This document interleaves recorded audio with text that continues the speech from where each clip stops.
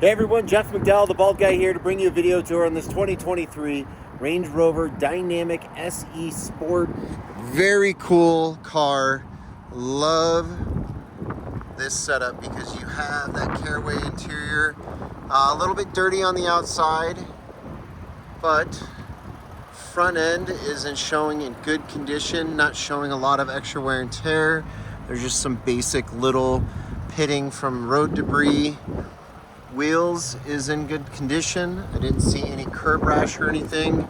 Got some nice black accents, free of dents and dings down the side.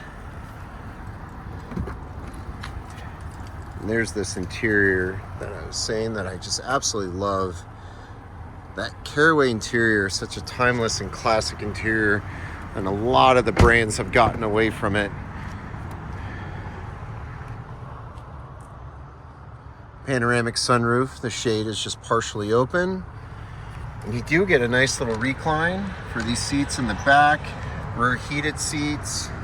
There's your passenger rear wheel.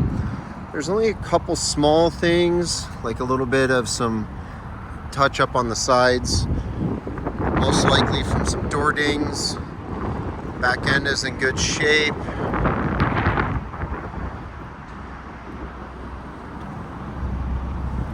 Let's take a look here on the driver's side. I'd also like to point out there's no odors from smoking, pets, cologne.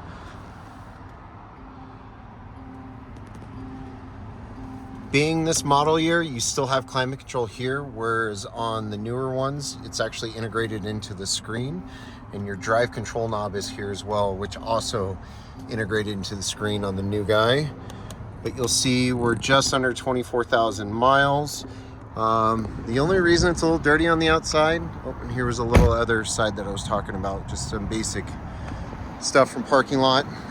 The general sales manager is actually cruising this guy, has this demo, which also kind of shows why this is such a cool little car.